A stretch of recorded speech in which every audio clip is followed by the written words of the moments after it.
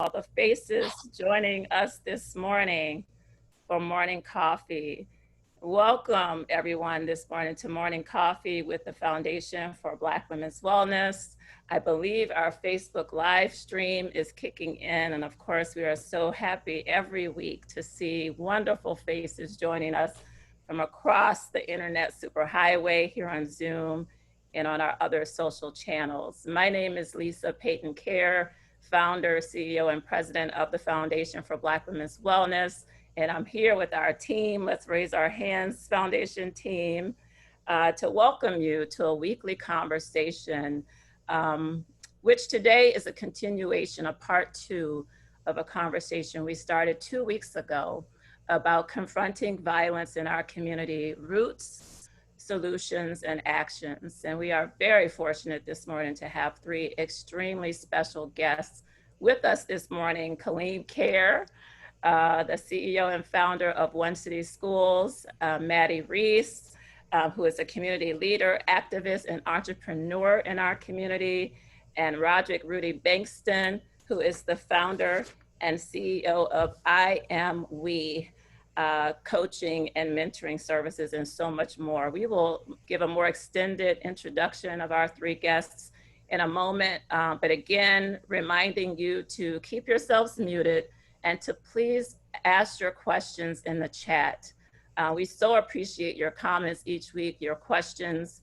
If you have questions to pose to our guests as we continue today's conversation, please do that. We asked you all on Facebook Live to do that as well. But we welcome you today on behalf of the Foundation for Black Women's Wellness, which is a Dane County-based 501c3 nonprofit organization committed to empowering a generation of well Black women, and that includes a generation of well Black families, men and children. And this is a critical place where we tackle conversations and issues around our wellness as a community, as a collective, and as a part of a larger collective, with the hope and the intention of building a nation, a community, and a world where Black women and our families thrive. So that is our intention in all that we do, and we thank you for being allies and friends in that work. As we customarily do each week, our co-host, Aaliyah Stevenson, introduces some very important products and services in our community that we want you to be aware of as you support Black organizations and businesses that are doing the important work of building and expanding opportunity and justice in our community. So I'll turn that over to you, Aaliyah. Thank you, Lisa. Welcome, family. Welcome, community. Just checking in with you guys in the chat, see how you're doing on a scale of 1 to 10. That today we're having it's a tough day for us. But I also want to remind us that coronavirus is still alive and well in the midst of all that is happening, and we need to protect ourselves and our community. So please mask up. I'm going to put a link in the chat where you can purchase a Well Black Woman mask from the foundation, $10. And not only will you be fashionable, but you will be safe. We also have 3, well, let me just start by talking about our big event going on before we talk about the other businesses. It's upcoming on September 18th and 19th.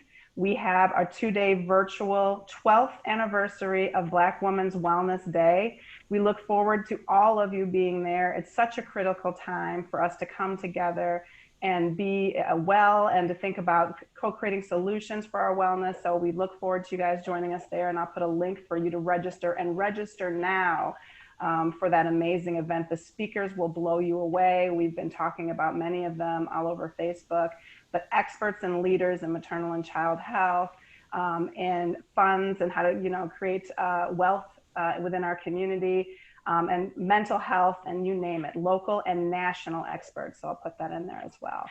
And then we have 3 of our guests here today. Again, Lisa kind of started to talk about them, but 3 amazing people who not only do incredible work in the community, but also own businesses of their own. And so we're going to invite them to each individually talk a little bit about themselves and about their business. Yes, but really quickly, again, if we could drop in the chat, onecityschools.org, which is the brainchild and now the manifested dream of Kaleem Caire, who happens to be my husband and the father of our 5 children as well. Kaleem, we want you to visit his website and to learn more about the powerful work that One City Schools is doing in Greater Madison and the model that it is establishing, not only for Wisconsin, but nationally, in how you build a generation of young people who are prepared to take advantage of opportunity and the American dream. And we will allow Kaleem to talk about that in a moment. IamWeClassics.com, which is the coaching, mentoring business of Roderick, Rudy, Bankston, who's also an author, a speaker, and so many more things in this community whose story is so compelling. And we'll get into that a bit later. And Mattie, we were looking for your website, but we know it's under development. But we want you to know that Mattie Reese owns a business on Park Street, 1702 South Park Street, The Drip Fashion. And it is quite amazing. I've seen it during this COVID era on Facebook. I've seen photos. I've seen you, Mattie, walking through the store, and it just looks absolutely beautiful. It's co-located with Bernie and Nicole's salon on South Park Street, right in South Madison. And we ask you to patronize and support Mattie's business and these other organizations that we've mentioned. So with that being said, we hope that you followed Aaliyah's instruction to tell us in the chat how you're feeling this morning as we introduce formally our 3 special guest speakers as we talk about Confronting Violence in Our Community, Roots, Solutions, and Actions, Part 2. So first with us is Kaleem Caire, who is the founder and CEO of One City Schools, the operator of 2 preschools serving children ages 1 through kindergarten that are focused on getting young people ready for school success. You may remember also Kaleem's forerunning effort to open Madison Prep, which I'm sure we'll address in this conversation. And he was formerly the president and CEO of the Urban League of Greater Madison, where he expanded that organization's footprint and set it on a very positive and powerful course that continues today. He has led national efforts around education here in Wisconsin and in our nation's capital. Prior to the Urban League, he had executive leadership roles with Target Corporation, Fight for Children, which is one of Washington, D.C.'s largest charities supporting children, and was the youngest and first national president of an organization called the Black Alliance for Educational Options, or BAEO, based in Milwaukee. And we were both there when that organization was developed from the ground up. Also with the American Education Reform Council and the Wisconsin Center for Academically Talented Youth, as well as DPI, Department of Public Instruction. So really, in our backyard, we have a national education expert, fortunately, in Madison, who is leading local work in his own hometown, where he grew up on Fisher Street, where One City Schools is now located. So welcome, Kaleem, for that. And that's just a portion of your bio that I had time to read this morning. Mattie Reese, community leader, activist, entrepreneur, has been a resident of Madison for over 20 years. Her leadership skills in the community came about in her early teens after she gave birth to her first child.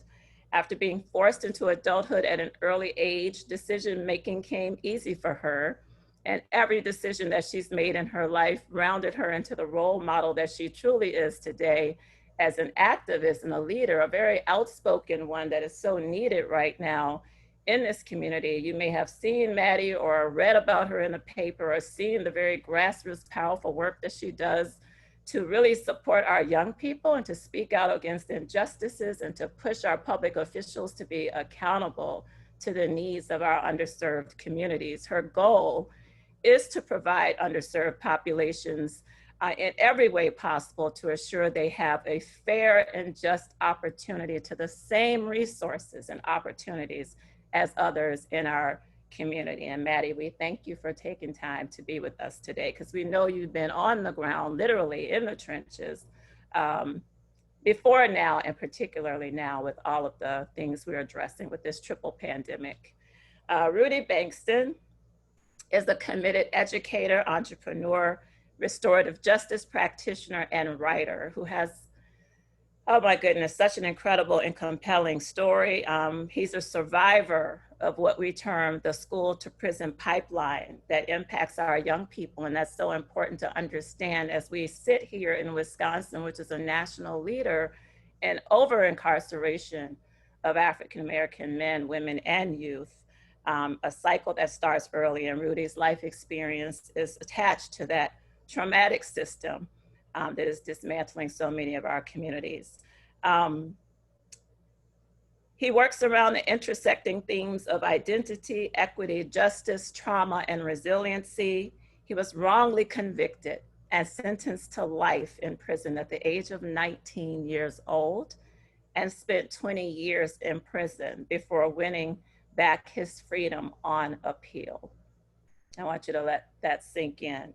After his release from prison in 2015, Rudy began working for the Madison Metropolitan School District, first serving as a community liaison at Memorial High School, and has added a second position, getting students learning and growth within in a project called Restore, the district's expulsion program. The following year, he transitioned into a central office position as a restorative justice coach, and also manages his business as a founding member of Small Fire LLC and a founder of I Am Week Classics and coaching and mentoring. And there's a lot more. He's also an adjunct professor at Edgewood College and works at the national level with the National Equity Project and others around restorative justice. So, wow, we serve our communities, don't we, people? We lead, we serve, we contribute, we do. We are caught up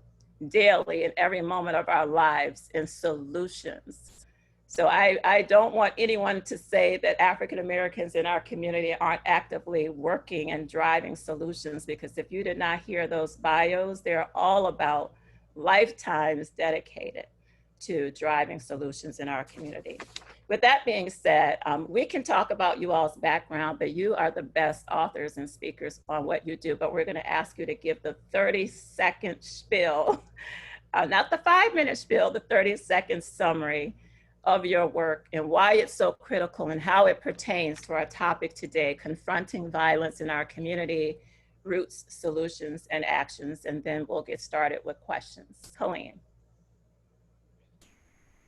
You're muted. All right. I usually There you work. go. My family has been in Madison since 1907.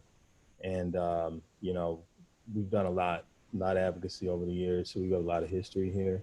But I happen to be born to that one daughter of my grandmother's 4 daughters who had other ideas about life. She lived on the streets most of her life. And my father, I found out later, was in and out of prison. So I have the same background as a lot of young people. But growing up in Madison was tough because we didn't see outside of South Madison many reflections of ourselves. But now South Madison that we used to have doesn't exist. And so I've spent my career trying to build a community around our young people through education, which is the institution that, that they spend the first parts of their lives in, and where we actually have more time with them than their parents generally, if you just look at the hours they're at school. So trying to work with communities to shape and mold them. So that's defined my work nationally and locally. Awesome. And I did really have to say, I gave a really abbreviated biography on Kaleem. I know his work intimately, obviously, and I just want to commend you again, Kaleem, for everything you do that folks know and don't know the depth and the breadth of your commitment to your home city and to children nationwide. Mattie, tell us about you and your work.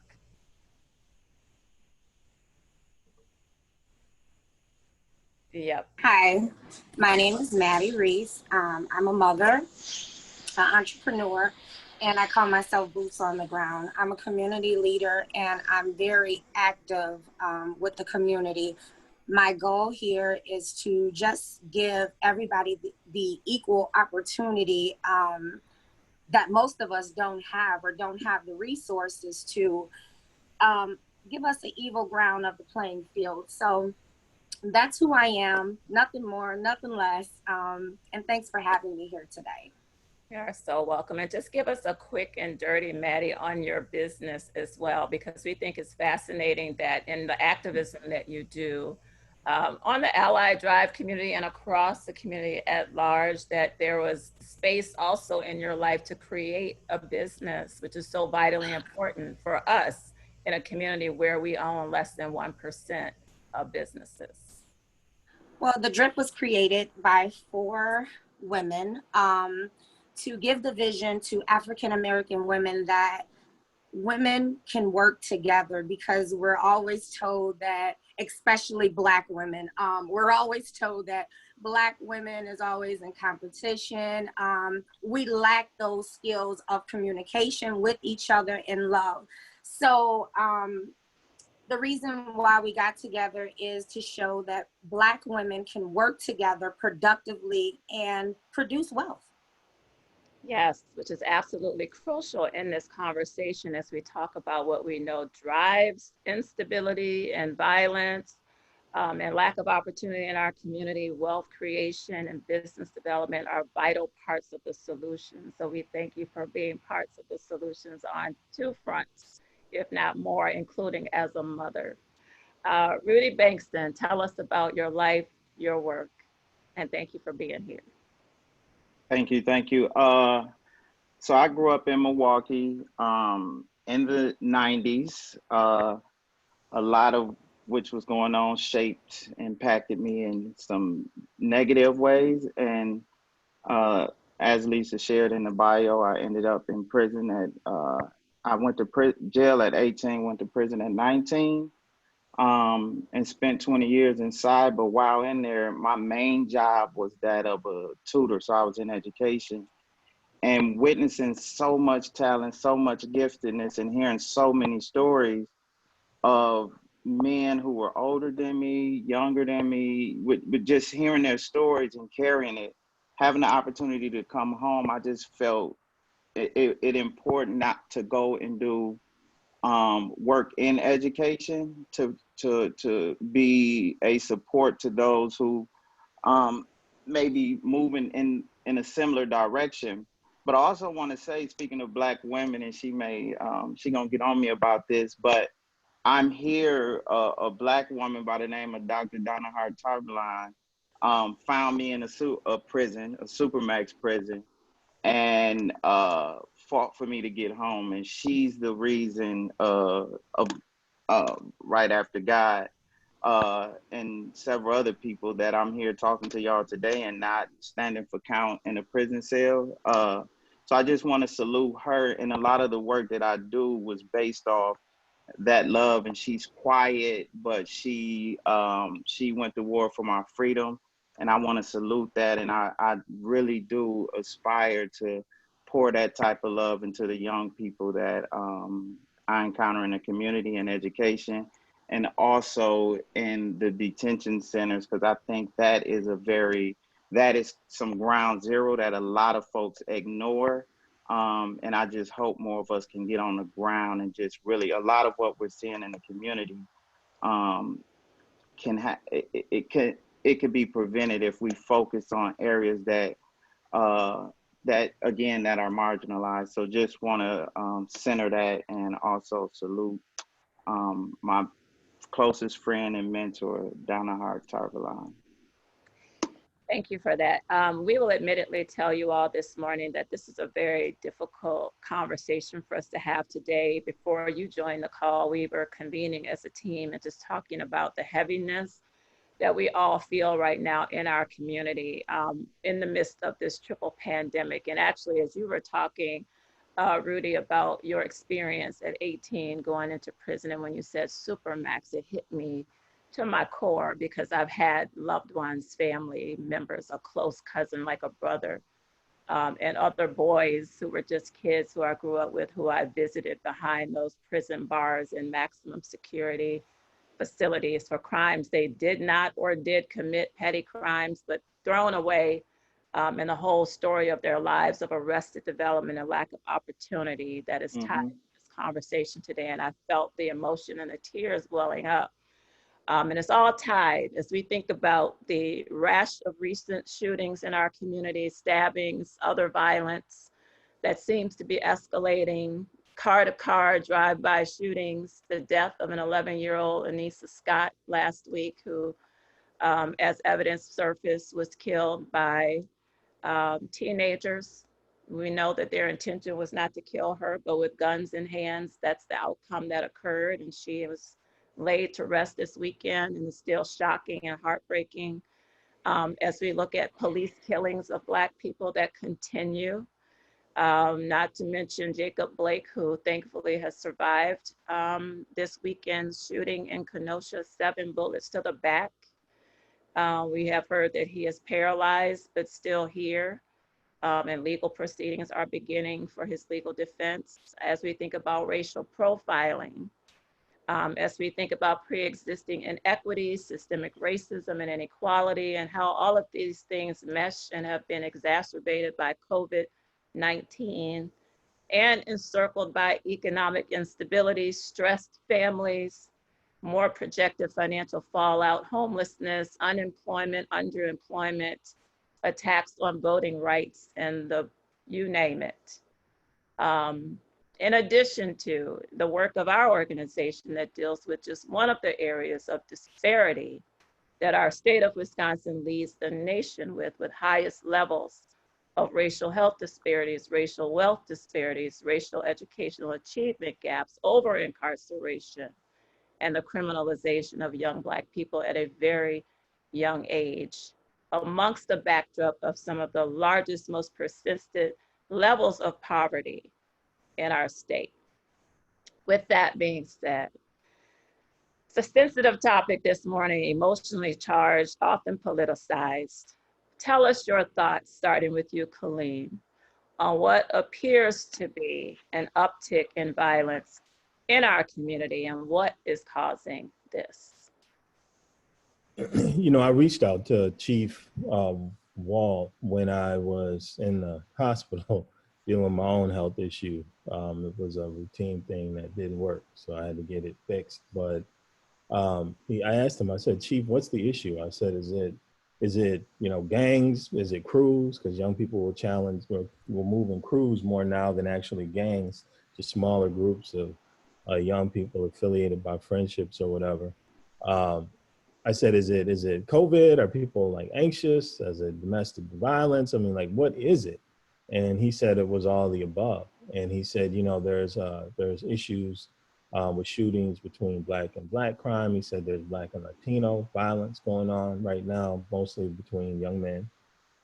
He also said that there was initially an uptick in the number of people who were reporting incidences of violence within the home, but he said that has sort of tapered off and got back to normal over the summer when people could get outside. But he said, there seems to be an issue between different groups of people, and instead of fighting it out, they're shooting it out. And when you look at these, I said, what's the common denominator, the demographic? He said, well, the ones that are being shot are mostly Black males. And he said, by and large, he said it's not only, but he said about 90% Kaleem. And he said about 90% of those, he said most of those are Black men pulling the trigger. And he said they're all pretty much, from we can tell, under the age of 25, 27. And so, when I look at that, we have become a society where we don't, number one, really focus on children. We've created an adult playground in America where you look at our city and you look at how much money is being spent on things that adults will use. We hail East Washington Avenue and all that's gone on there. Is there actually anything on that street that's available for young people? And actually, can families with moderate to low incomes actually live on that street? Very few. So we will spend millions and millions of dollars to create this bedroom community to Milwaukee and Chicago. And for years, we did everything to protect Madison's image by clouding the challenges that many people like me had growing up here. But now we've ripped the Band-Aid off because there's more of us with louder voices. We're more successful. We are unafraid. Our young people are unafraid. So what we're seeing is one thing, we're seeing the issues that we've always had. They're just more visible. These cameras have also made these issues more visible. But we also have a larger population of young people. We now have a majority non-white school system. And so it's like the word minority doesn't really even apply when you look at the Madison school system. White kids are the minority now. But this level of services, the level of opportunity hasn't changed for our kids. And so when you look at all these young people, and I know one of the young people that was one of the trigger pullers in one of the issues. And I know the other two boys that were accused of killing the doctor and her husband, and all of them have challenging backgrounds. Every last one of them have been through extraordinary trauma. And I can tell you that this community will serve them through institutions like foster care and whatnot, but we don't have any built up institutions to really support them spiritually, emotionally within our community. The churches don't even really play that role anymore unless you're a member. If you're a member of a church, you might get that support. And I'm talking about Black churches, or you might not. Schools, they just serve you as social workers. They look at you as a problem. They don't wrap their arms around you and support you and identify your gifts and talents and invest in that. They don't, many individual teachers might inspire you, but the system of education does not. And so the system that should be there to support children and families has been broken for us for a long time. And I would say in this community has never been really fully built. And so what we're seeing is the kids who go through issues, there's no one there to protect them and support them besides their parents. And we all just laugh and talk about it takes a village, but we really don't act like a village in Madison by and large.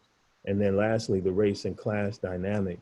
We have race issues, but we have class issues too. And I don't know, I don't see enough of my brothers and sisters who have resources and the wherewithal to reach these children doing more. And the challenge, some people say, I'm doing as much as I can. Well, the issue is so significant that if we don't find a way to do more, we will struggle. So I do feel good about there are more voices pushing. People are louder. We're getting more organized. I love seeing all the people run for office, but we now need to create that community infrastructure around our children that when they fall, we can pick them back up. Thank you, Kaleem. There's so much in that. That could be a whole call. Each one of the topics that you touched on, each one of the things that contribute to family stability or not, those root causes of why young people are struggling, in families that are struggling and have been struggling generationally from one to the next, and how we undo that cycle. That's a whole call. Mattie, what are your thoughts on what appears to be an uptick in the violence and its root causes? What is happening? Well, Kaleem almost summed it all up there. So I'm just going to piggyback off of him. Well, first of all, our political leaders, are promoting racism and promoting violence against a certain group of people, which are African Americans and Latinos, so brown people. But as far as Madison, I'm kind of lost a little bit because I really don't know what took the turn. I know we can talk about poverty. We've had that since day one, and we don't have productive resources. We're limited to access to education. We have social discrimination. We're not at the tables for decision making. So I think that a lot of those are the grassroots of the problems that we are having now. And let's not leave out COVID-19. Yes, we're all anxious right now. If you're not anxious, you're not human, okay? So I think that COVID plays a great part. A lot of young people are unsure. I mean, I have a troubled child myself who just made 18, who's been in the system. And I fight blood in, blood out for him and his rights. And not to say that he's always been right and he hasn't always been wrong, but our justice system don't give equal punishments when it comes to brown people. So I have always had to advocate for my son, and I raise kings. I have all boys. Even my grandchild is a boy. So we know the challenges that men have versus women when it comes to this system. So I've had to fight through, let's say, 4 times harder than I would have to fight for myself. So I think that they're confused. They're unsure. And I try and ask the young men daily, like, what is it that we can do? Why are you feeling like this? And I'm just really not getting a clear answer. So I think, like Kaleem said, we know the justice system, we know the school system, we know that like they give social workers, but the social workers are just social workers. They're not really dealing with the root of the problem. And I just say that we have to come together as leaders and policies, try to change policies. And of course, I'm happy about the men stepping up more, because we have a lot of men in the community who's stepping up, who has boys as children, who's saying, listen, even though I went down this road here, I have a background, I've been in jail, a lot of my rights are taken away from me due to these situations. I don't want my child to have to go through what I went through. So I just think that those are some of the reasons why. You're speaking to a lot of things, Mattie, and I see the connections between you and Kaleem. A lot of it has to do with stability in our families and our communities, and how opportunity looks for our young people from the cradle to high school graduation and beyond, and all of the pieces that are not connected. When you talk about young Black men, your sons being unsure and afraid, about what their place is in this world and what the opportunities are, and knowing that there's always risks around them, right? It's very easy to get into trouble. It's very easy to access things that aren't best for you because they're always available and around, unfortunately, in our culture. But opportunity seems more difficult to grasp, even if you're going to school every day, surrounded by adults who sometimes don't see you, and systems that don't value you. And there's a whole piece. We talked last time about how in the United States of America, prisons plan their capacity and their actual number of beds that they will need for their facilities based on third grade reading scores. And largely in urban areas, as they are targeting and assuming that urban populations of Black and brown folks will fill their prison beds. And they make this assumption based on the third grade reading scores of children. And Kaleem can talk about that later, the connection between the broken system of opportunity and education and how it funnels the pipeline to prison, the school to prison pipeline that Rudy has mentioned and has been directly impacted by. So I will ask you now, Rudy, what appears, what is causing, in your thoughts, or the root causes of this uptick in violence within our community? How do we frame our understanding of what is happening? A lot of what both Mattie and Kaleem said, it's just a complex issue. And I think on top of what they've already shared, it's a deep despair and a lot of healing that has to happen, that you can't punish it away. And what I'm witnessing a lot of is the same thing that happened in the 90s in Milwaukee, where there's a disconnect between education and community, and a lot of what's going on in education is so disconnected from community. So those who are educating our young people do not always, often don't understand the identity piece, and most of them are white folks who are educating them who don't really understand whiteness. So that identity piece, and I can speak from my experience, by the time I landed in prison at 19, I was in a deep identity crisis. Like, I didn't know who the hell I was. And when I got there, my sense of manhood was that if you was a gangster, you was a man. And then I got inside of a prison cell, sitting there with a life sentence and asking myself, what the hell happened? And I started opening up books and reading and reading Naeem Akbar, reading Frederick Douglass, and then understanding like how much I fell into a lot of the stereotypes, but embraced them.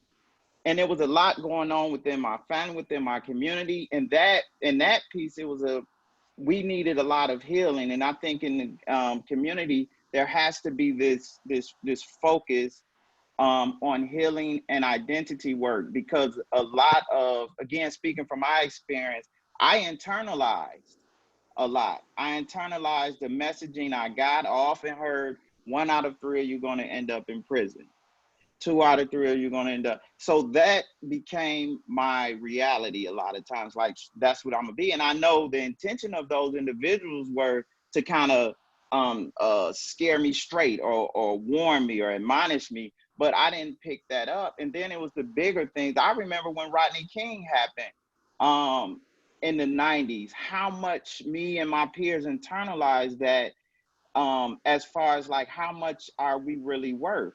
And it was an unconscious thing back then, but sitting in the prison cell, I was able to unpack a lot of this stuff. And so much is tied to identity, because the identity that was thrust on me was just a total distortion of what manhood was, what Blackness was. I recall up until, one example is when I went to, up until the time I opened up a book that gave me a different interpretation of slavery, for example.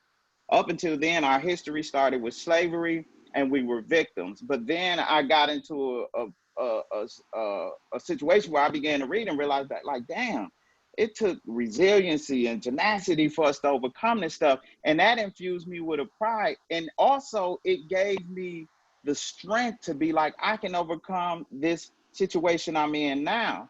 And I don't think that communication is really available to our young people. And it's the fact that they spend so much time in education, there has to be an intention there. I spent 2 months, and when COVID first hit, we went virtual with the young men at the Metro, which is the school district has a partnership with the county to serve the students in the detention centers. And spending that I had been working with them before, but this was the first time where I basically co-developed curriculum with these young people. And they didn't know it at the time that they were helping me co-create this curriculum, but they were. And part of, because they were given a space of expectation, like, damn, you actually have something to offer. And the adults that I was collaborating with were able to actually listen. So when I would bring a quote by Angela Davis in, they'd be like, who is Angela Davis? I'd be like, oh, okay, wait a minute. And next thing you know, we watching the 13th and unpacking some deep stuff around like how this stuff was set up. But if I grew up in a situation where I was made to believe something was wrong with my people without an analysis of it, then I'm going to internalize that. So when I walk out the house and I see a person look like me, I'm going to disrespect that person too. And I want to also say, but there were also, just like in this community, there are Black folks who are working hard, who are dedicated to really creating those spaces of healing, but they're also overburdened because they're, on the one front, they're trying to create healing in our communities, but on the other front, they got to fight systematic racism.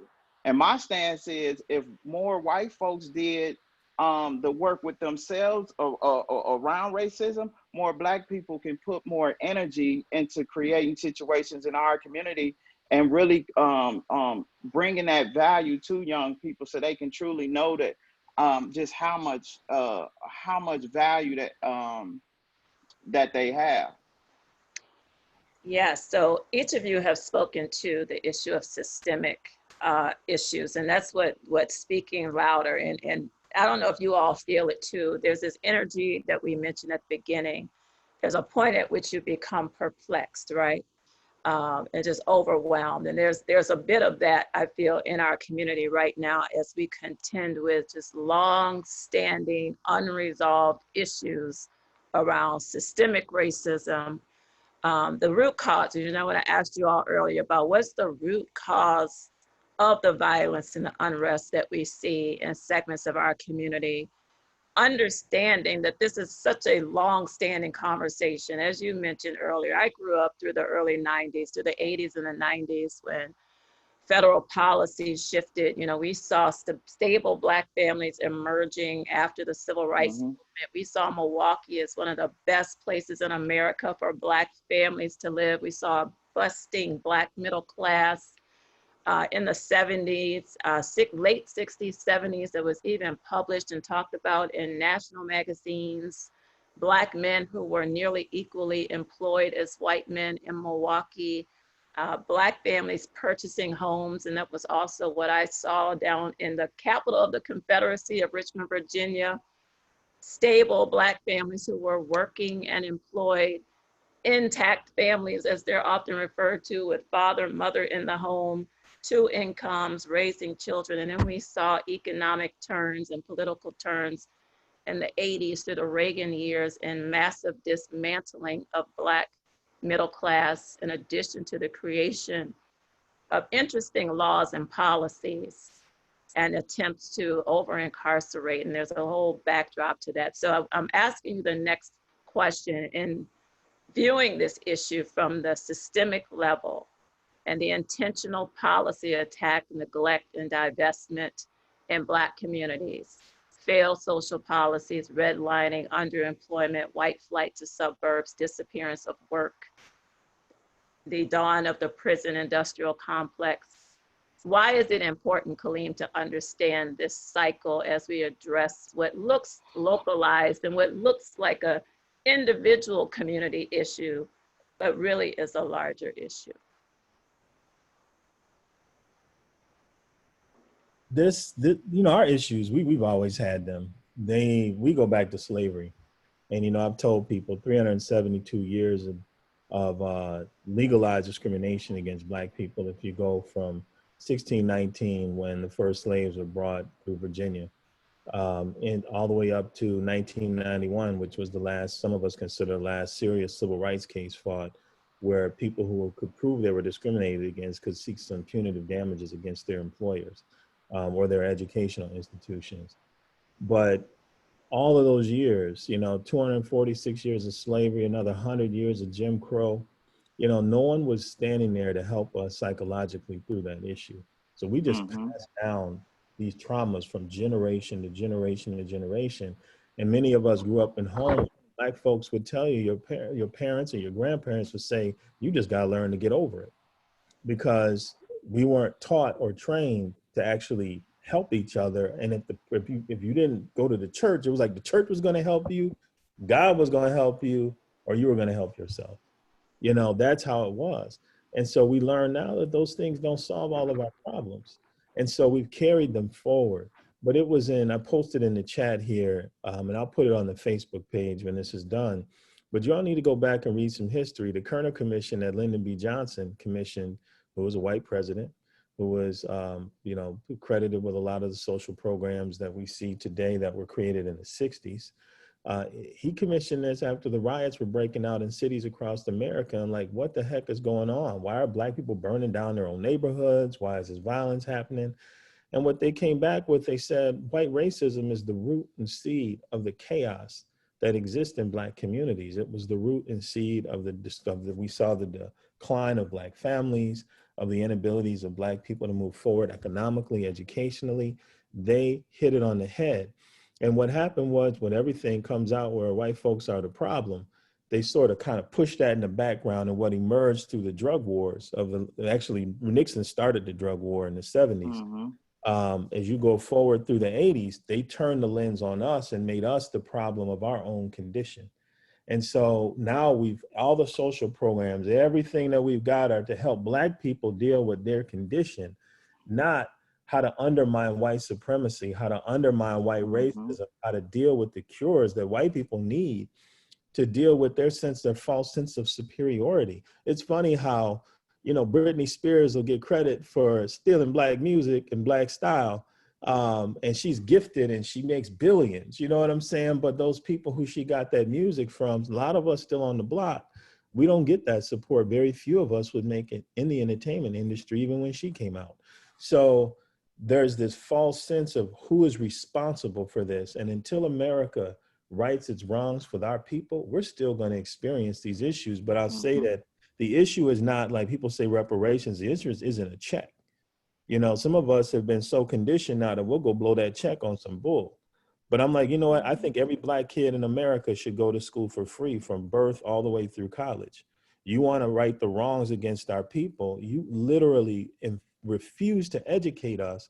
And then once we could get educated, you refuse to give us the same resources for over 350 years.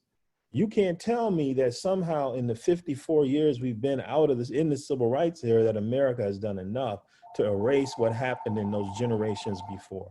So I see these things rooted there. Mm-hmm.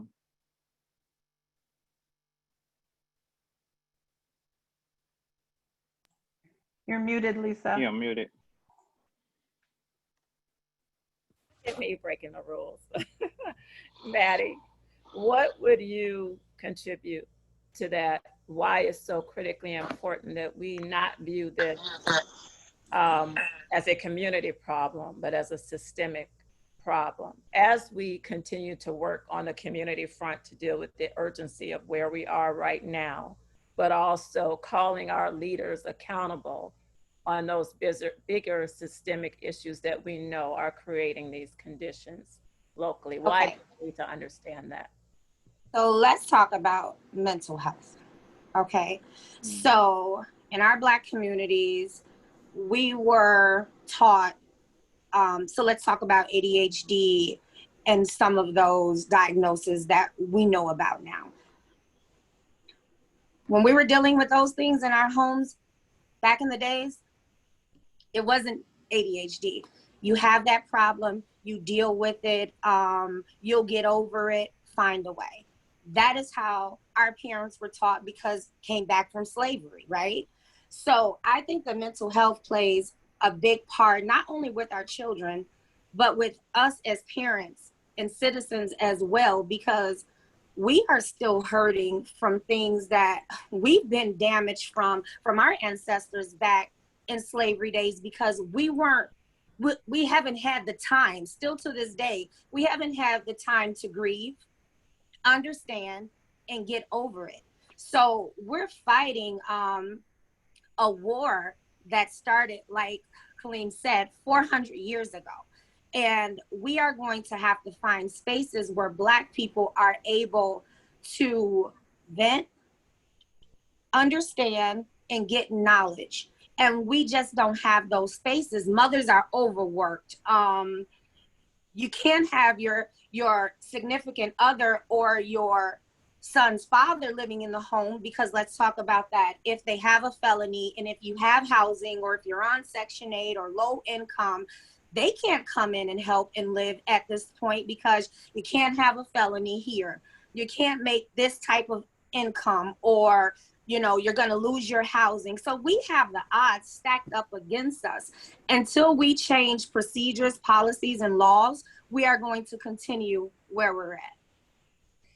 Which we know is not acceptable to us. And we know that there are many, many efforts in our community that are working on these issues every day. But I think, Kaleem, as you said earlier, the issue is so complex and so huge and so big, even with Madison being, one of the most highly concentrated cities with nonprofit organizations that are doing all kinds of work on multiple fronts. And thankfully, increasingly more, there are Black-led organizations that are closer to the issues, like One City, like the Foundation, like Urban Triage, like Nehemiah, like so many others.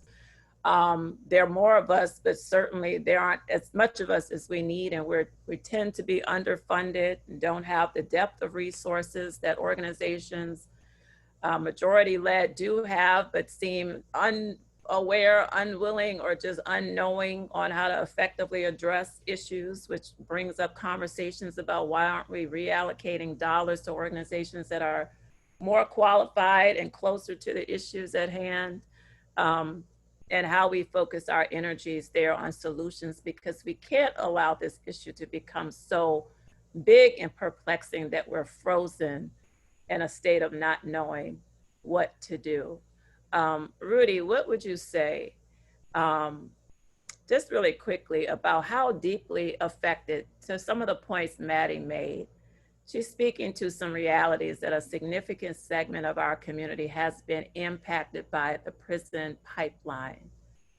in our communities. When we think about how many Black men have been removed from the community, who are occupying prisons, and what that means to children growing up fatherless with the absence of men, and then how laws are written and established that contribute to housing insecurity, income insecurity for folks who are trying to rebuild their lives when they come home. And this is a very particular experience. We're not a monolithic community as African Americans. Mm-hmm. Well, there are segments of our community that are untouched by this, but there are parts of our community that are perpetually impacted by the depth of the prison pipeline. How is this impacting our communities, our families, and our children, many of whom are those who we are seeing caught up in the violence in our communities today?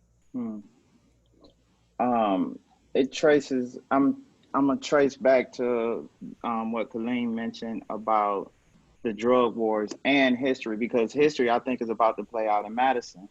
Right now, it's the Willie Horton effect. Like right now, this fear is being pumped up about Black males right now. And I don't doubt the feds are in the city right now, observing, watching in the shadows, and they're about to start gutting communities. And when you start to gut these communities of Black men, charging them with, and folks are gonna, even the young people who are pretend banging on Facebook, it's gonna be, I suspect, another big roundup. And what that does, it leaves many of these men will be fathers. And when you pull them out and you sentence them to exaggerated amounts of time in a system that is not set up to heal, or even our juvenile systems are not set up as healing places. They're set up to just house people. And whenever you put someone who's already traumatized in a situation that really augments that trauma, then you release them back. Oh, Siri talking to me.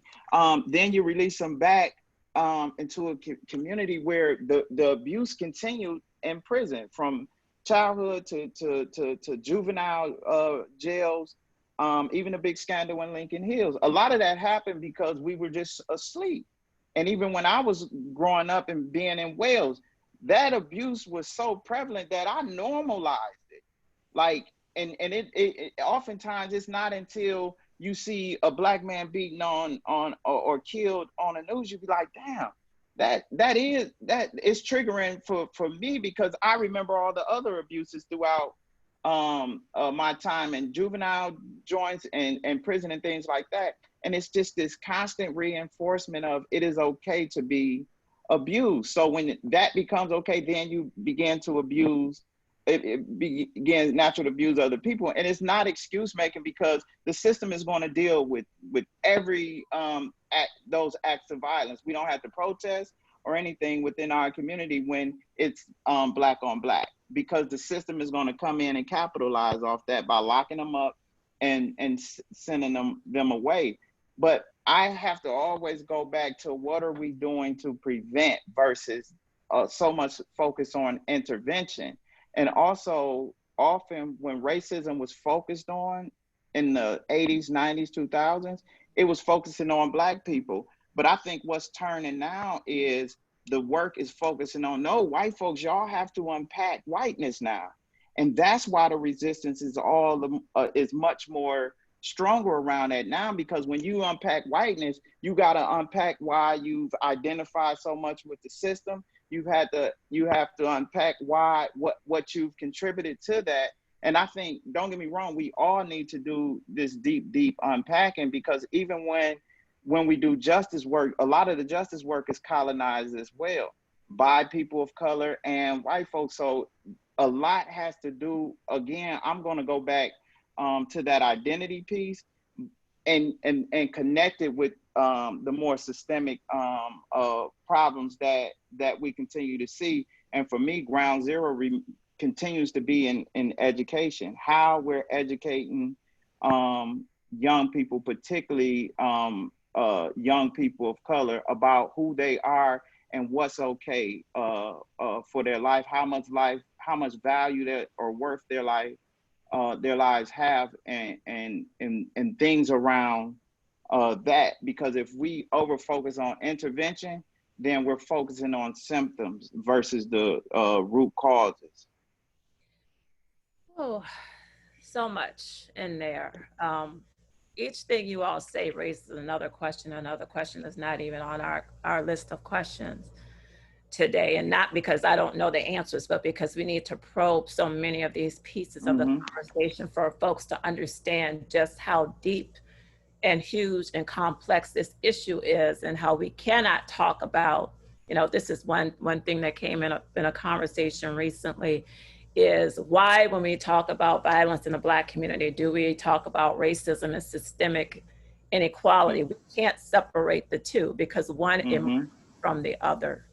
And I know folks that aren't close to the issue, who don't comprehend that, think that it's a simple answer of, just how do we get them to stop committing crimes? How do we get more law enforcement? How do we get, we want a quick fix tomorrow. It's not a quick fix when you're dealing with a systemic cycle that's been set into motion over time. And so we will necessarily always speak about systemic racism and institutional inequality when we talk about what appears to be what we term Black on Black violence, because there's also as white on white violence, if you want to be technical. More white people are killed by white people every year. More Black people are killed by Black people every year. I hate those terms because they don't paint the accurate picture of how we need to frame our understanding of what we see in African American communities, and how it stems from intentional policy mandates and directives that created Black ghettos and Black poverty, and intentionally blocked Black opportunity and family stability. So with that, Aaliyah, what are we seeing in the chat? What are we hearing in the chat from our guests? A lot of things resonating with what you've been saying and our guests have been saying, from when Kaleem opened up, just talking about programs like NIP and other programs that we used to have for prevention or intervention for our community. Mattie raised the roof with the mental health pieces, and folks just resonating with the generational trauma and sharing of resources, thinking about telehealth options and how we can have access to more counselors and therapists that look like us and have similar cultural backgrounds. And then just a cry for more Rudys, like how many more Rudys can we get in our schools, and, to have that type of influence and to be around our youth, and also just to honestly spread some of that influence around colleagues in the school as well. And then just an entire resource. One of the things that we say about these morning coffees is they're conversations, but they also expand our thinking and our access to information. Rudy talked about reading. And so there's just lots of resources being shared in the chat that I'm capturing for folks to do their own education. There's a lot, and we have a lot of questions. So for one of the questions I'm not going to ask, I'm just going to comment, and it was about one of the residual effects. And it's just, points to the complexity of this issue. One of the residual effects of how the public responds to what appears to be or what is violence in our communities is the racial profiling then of all young Black men, right? I'm a mother. Kaleem and I have 5 children, 3 sons, 2 daughters. Our children have never been in trouble with the law. They don't know what the inside of a cell looks like. And our sons, our older sons are 26 and 24, and they've been racially profiled repeatedly in Madison by whatever surrounding police force in the county because of perceptions of them being dangerous, menaces, having done something wrong, pulled over, asked if they've robbed someone, what are they doing in a particular neighborhood. And this happened to one of our sons, again, most recently, after some of the shooting on the east side and around areas of the city. He was pulled, followed excessively for many, many blocks, to the point where he called me to say, "Mom, I need you to be on the phone with me. A policeman is following me every turn." And he took some uncustomary turns, and that's why he knew he was being followed, and his tags run. He was terrified for his life. And he said, "If he stops me, what should I do? What do I do to make sure he doesn't kill me? What do I do to make sure he doesn't kill me?" Um, so there's the layers of this experience, right? There's layers of the experience of what it means to be parents of a young Black man, to be a young Black man, to protect Black children, to hold those in our community who do um, break the law or participate in violence, but how do we protect those who aren't? And all of the pieces about even when those commit crime, how do we ensure they get the full process of law and just practices within our legal system, rather than some of the things we've heard Mattie and Rudy speak about is unjust justice systems and how they respond toward our young people when they find themselves systematized. Lots going on. So as we think about solutions in the last several minutes of our call, we're running today until 11:15. Within our community, we quietly talk about Black families, and we've kind of talked about this a bit. We quietly talk about Black families and the truth that many of our families are struggling, generationally struggling, absent fathers, overstressed mothers, which Mattie talked about, financial instability, cycles of generational poverty or unrest, or mothers working 3 jobs, grandparents raising children because their parents may be in the system, and what this breeds over time. And we know the root causes, we've alluded to several. We know systemically we've been failed in many ways, but we know this cycle cannot continue. How do we effectively address the social justice issues that are at the core of this cycle, Kaleem? And you're muted. I saw that. Um, we've got to rebuild Black families. I feel like that needs to be the number one agenda item for Black America. We have parents trying to raise their children by themselves, and I tell people we talk about single moms, but even 2 Black parents, 2 parents, white parents, are going to struggle raising their children by themselves without any support. It just, if you have the 2 parents in the household, hopefully you have some income, or if they don't live together, because some people's relationships don't work out, you can still support your children together. And we need more of that. And what we're seeing is we're producing too much brokenness in our communities, and we're moving it forward generation to generation. And so some of the health community members that we have, like Anesis and others I saw being offered there, that has to become a primary focus of our mental health therapy, is how do we build and repair that which breaks down, continues to break down or not form strong families in our community. The second thing is the institutions that dominate our lives, we need to have more control in them. And we need to be more thoughtful and prepared to have control in them too. I tell my peers that if you grew up in an educational system and you say you went to Harvard and you went to the best prep schools and all of that, in my view, you probably are the least conditioned and prepared to educate and prepare Black people because your education, unless you've educated yourself or you've taken opportunities to educate yourself on those campuses with people that are going to enlighten you about our experience and your experience, you're not really going to be prepared to solve our problems. And so we need to have more, not only control of the systems, but more say in how those systems are shaped, what the education our kids are provided. Like, I believe education should be liberating for children, for every kid. Should help them discover their best selves, but also help them overcome the challenges that they've experienced. I want to see our kids rebuild the communities where they live and teach them that now, rather than have to run off to the suburbs from somewhere and then think that somehow they're going to be able to do that from where they are. And so we got to have a more liberating education that our kids experience. But lastly, I'm going to say, like, I believe in reparations. I truly believe in it. My cousin, Marcel Porter out of Chicago, was one of the plaintiffs to get reparations, of the one that made it as far as it would through the court system. That's Laura's mom and Linnell's grandma.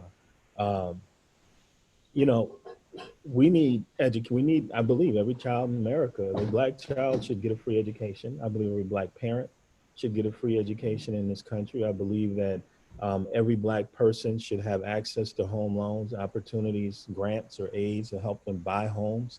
I mean, redlining, all these things that America has done to push us so far behind white people in this country.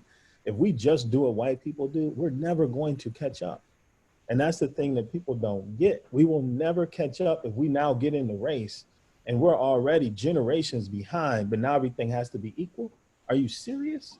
So somehow we got to be superhuman to meet where you are. That's not going to happen. So home loans, and then every African American who wants to start a business should have some resources in order to be able to do that. Because not all of us are workers, some of us are entrepreneurs. We want to start and do our own things. And so I believe that that has to happen. And there has to be a capitalization by these banks and others who have used many different kinds of programs to resources out of our communities and not invest in them. They'll take our bank deposits and they'll invest in that money in a white community somewhere else because they have better credit or, you know, they have more political standing. But then you look at our communities, those dollars don't recircle in our community. So we're investing in banks that don't invest in us. I feel like that has to be dealt with. So we need real systemic change here. And that's why the loud voices are great. But if we don't start writing the rules and putting ourselves in positions to write these rules and not push white folks out of the way, but bring them along with us, then we're not going to get where we need to go. We're going to have this conversation 300 years from now and still realize we're still 4 generations behind white people. You're speaking to something that has been researched and documented, Kaleem, and I'm happy that you brought that up because there have been studies now issued on how much time it would take for Black wealth to catch up with white wealth. Essentially, there's very little Black wealth. And the gap between Black and white wealth is widening in 2020. It has not closed. It has gotten wider. We were getting closer to closing the gap again after the civil rights movement into the late 60s, early 70s, where we saw greater Black family stability and incomes than ever before in our country. And then the erosion of that, you know, a decade or less later through the Reagan years and very dangerous, debilitating policies that set us back. And then an up and down cycle since that time, depending upon who's in the White House and what policies were passed, only to find ourselves in 2020 with the largest wealth gap documented. And I think I read in one place it would take 3 generations, some have said 5 generations, for Black wealth to catch up with white wealth, yet we contend that this is a fair, just, and equal society for all people, and we know we have not reached that yet. Lisa, let me add one thing to that because we just saw the country invest 80 was how much was it? 80 billion. I can't remember how much money it was, but if you can spend that kind of money, go $1 trillion in debt, right? That kind of money, and you're bailing out NBA teams. They're getting PPP loans. But yet, PPP loans in Black communities where our businesses are fragile and they have very little capital to stand on, they can't get access to those resources that these people that already have money have. That's why the wealth gap keeps growing, because we don't have any generational wealth. We don't have foundational capital that when things go wrong, we can stand on that. And then when all of a sudden we get the bailouts, the expectations of the bailout money is designed to support those who already have the ability to access those resources than those who do not. And so we always leave people behind in these bailout schemes. We've been bailing out Wall Street. We've been bailing out all these people. And all we do is keep rich people rich, and we let them get richer. And the trickle down theory for them is, well, we'll be able to keep you guys employed at $12 an hour. Maybe we'll increase you to 15. I mean, that's ridiculous. And until, again, we put ourselves in positions to change that, we are going to keep having conversations that are frustrating. And we are going to continue to see Black homes undercapitalized and Black families struggling to put meat on the table and mom and dad going to war with each other because the war actually started in 1619, not 2020.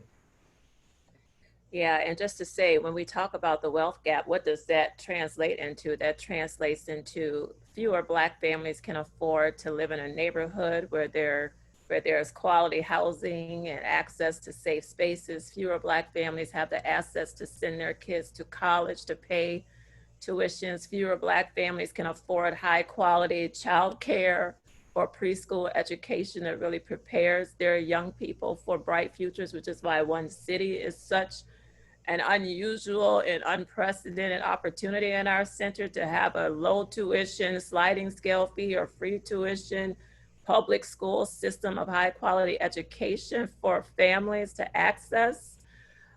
It means Black families are in a position to do the things that families need to do to build stability over generations. So it's a very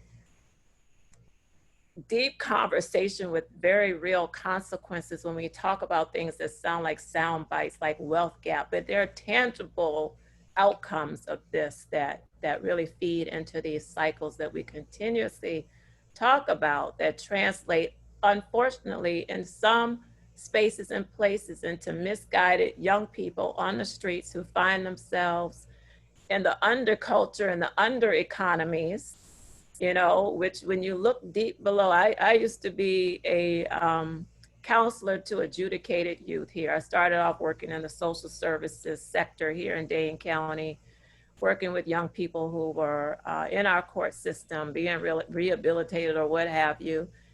I will tell you from my deepest heart, these were good kids who had bad circumstances. And most of them were not involved in violent behaviors, but they were involved in, I would say, crimes of desperation.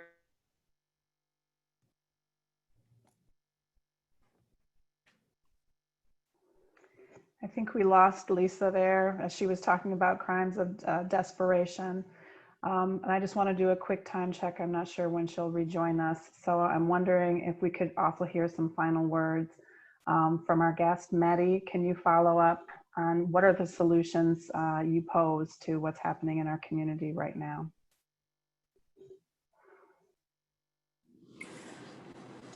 So, solutions.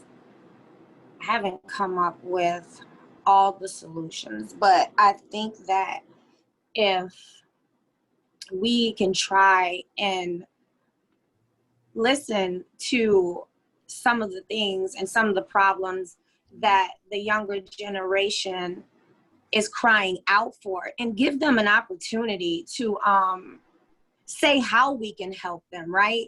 Because we seem to always think that we have the solutions, but we have the solutions to problems that we went through because we're not really going through, I mean, we're going through it, but we're not them. We're not children anymore. So when I come up against the young generation and I'm a question axer, I ask lots of questions. And I ask, like, why do you feel that you have to have a gun? Because I believe in everybody purchasing a gun, okay? Because right now we're gonna need it, because for our Black men, the odds are stacked up against them. Once again, racism, white folks, KKK, white supremacy, and even our own Black folks, are attacking our Black men. So I don't believe in not having a gun, because guns don't kill people, people do. But I believe in I believe in them using them responsibly. So when I ask them, why do you feel the need that you have to have a gun? Why do you feel that you can't talk your problems out, or you can't try to figure out another solution? They tell me that Corey, excuse me. Sorry, you all. Mattie turned away. Can you all hear me now? All right, great. I'm sure Mattie's coming right back. And I know. I'm right back. Yes. Go ahead. So they tell me that they're afraid. Everybody is against them. They don't know who they can trust and who they can't trust. So, like I keep saying, the odds are stacked up against our Black men, mostly, to me. So when we speak out about solutions for gun violence, and especially for our young community, we are going to have these conversations with them. I don't believe that we can just sit here and come up with solutions on our own and really not know what it is that they're facing that's right there in front of them. Because we can talk about it started 400 years ago. They weren't there. They don't know their history. They took the history out of the schools. So we don't get the opportunity to really talk about our history. And if we try and talk about our history, it's so hurting and stressful that we don't want to sit up in our daily lives to talk about and say, this is why, this is what grandma went through, and this is what they did to great grandmother. And we don't have the time to do that. We just don't have it in our households now. We're already single mothers or single fathers. And we just don't have that opportunity. And some of us don't even know the knowledge ourselves to even give it to our children. So I don't, besides, like I said, changing policies and laws and being able to express ourselves and learning our history, I think that is the root of our issue. And young people don't just carry guns. Well, some of them, because we listen to the music, we have these not so good role models that sometimes don't have to live this everyday life, but they put it in their music, which is tainting our young children right now today. So they want to do what they see. And somewhere, somehow, we have to try to deaden that. Even if it comes to us having to reach out to people who make music to say, why are we not talking about more positive things? Because this is still our reality when we're talking about guns, shooting, and robbing. It's still our reality of life. But I think that if we put out more positivity, then that could give us a good start. Yeah, and you're mentioning a lot, Mattie. There's been a movement to hold the music industry accountable for the type of music that it permits to be produced and released in our community, because there's a vast difference in how music looks in some segments of our artistry community. Music that is very damaging and not very uplifting, while artists who do produce positive music that shows us in our glory and speaks of us in our best light are often the last to get supported and produced because it won't sell, according to industry executives. So that's another layer of systemic creation of these issues that we see in our community. We are over time right now, which is okay with me, but I do want to respect everyone's time. We said we would end at 10:15 today. I did want to give our guests one final moment on a positive note to say, what is one transformational step we can take as a community, whether it's in your work that you can speak to, or a transformational step towards the answer and the solutions that can set us on the right course and in the right direction. And we'll start with you, Mattie, then Rudy, then end with Kaleem. Well, here in our city, I want to start right here because we're here. Vote, people. A lot of African Americans feel that, oh, why should we vote? Because it didn't work then. It's not going to work now. Listen, we don't have to believe that, because in numbers, we are stronger. And not only do we need to vote for the president, but we need to vote for our electives right here in this city. Because if we want to change, let's start changing where we are. How about that? And voting is very, very important. I am trying my best to do something right now with the African community, because they believe that, hey, I ain't wasting my time. It's a waste of time. I want to change their mindset about that. I'm not trying to tell anyone who to vote for, but I just want you to vote. I don't care, like, if you put my name on the ballot. Vote for something. Stand up. Yes. Rudy, what one transformational step can we take to turn this around? And you're muted. Excuse me. That would be the most famous statement of 2020. I think institution building within our community, and institution building that's deeply rooted in love and healing and being really intentional and creating spaces wherever we are, whether it's in education, whether it's in community, to get together and do some deep healing as a people, because that will strengthen us to better hold the system accountable. It's the window in the mirror, which the National Equity Project talks, I got from the National Equity Project, where it talks about, like, on the one end, we look out the window and we deal with that stuff, the systemic racism and things like that. But that has to be dealt with simultaneously with our inner work. And it's the inner work, not only of our young people, but as adults, because in our community, like, just really unpacking how we've been harmed and what gets in the way of us unifying in a way that will truly benefit. And we don't all need to agree with each other on everything, but we can agree the fact that we need healing and we need institutional buildings on every level: social, political, economic, educational development.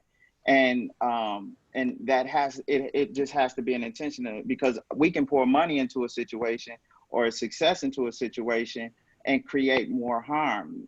If I, and I think Kaleem alluded to this, if for example, if I'm a Black teacher, but if I have a Eurocentric worldview, I can end up causing even more harm in those situations, in part because I'm trying to prove to white folks that I'm not like those folks over there. So just really being intentional about that, and again, just healing. And also, wherever we are, whether we're in a bank and that institution is harming us, or we're in education, or if we're in a detention center, or if we're in a jail, just recognizing we're all a part of the same community, and we need to figure out ways to support one another's healing and well-being.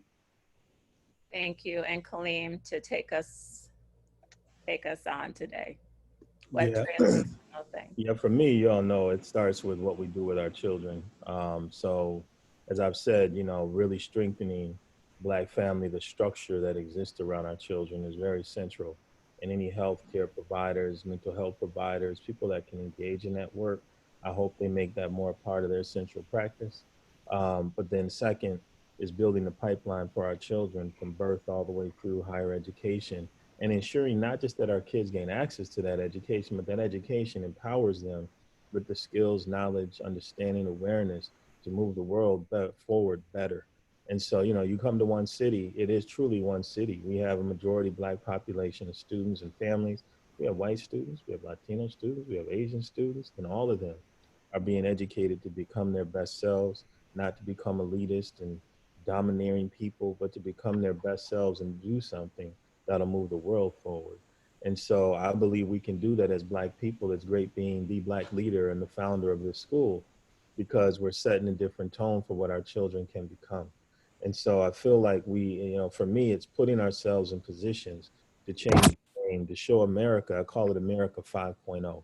We need to build America 5.0, but in doing so, we need to show America how to be better leaders, and leaders of all of us, and not just leaders of our own people. And we are so talented, we are so gifted, we have so many wonderful people in our community right here in Madison that are starting to do that now, and they can do that more in the future. So we just have to keep pushing. And with that, you all, we want to thank all three of our guests for being here today. We really appreciate the comments. I want you all to know as guests that folks who are tuned in today are really grateful for this discussion. They're really grateful for your perspectives, your point of view, for your work, for the transformational things you are doing. I think we all walk away with an appreciation that there's no one answer to this issue, but that the solutions have to be our focus now. That we have to understand the problem and we have to work from an understanding of root causes, but our focus has to be on the road forward, and that does require us working together, right? There's much healing to do. So on that note, thank you, Kaleem. Thank you, Rudy. Thank you, Mattie. Thank you to all of our guests. Please check the chat for the ways that you can support One City, schools.org. I Am Well, Rudy Bankston organization, and Mattie Reese as a community leader. If you see her, if you read about her, reach out to her, ask her what is needed, support her, and also support her business. On Park Street, the Drip Boutique, 17 Park Street, we will be visiting. very soon. And also register for Black Women's Wellness Day, September 18th and 19th, a powerful event that will restore and re-energize us at this crucial time where we need that the most. And with that, we will remind you to know thyself, heal thyself, love thyself. We are the answer to our community's challenges. Our wellness begins with us, and we do, despite what we feel or see sometimes, have all the power to do that. With that, be well, and we will see you soon. Thank you, and take good care. Thank you.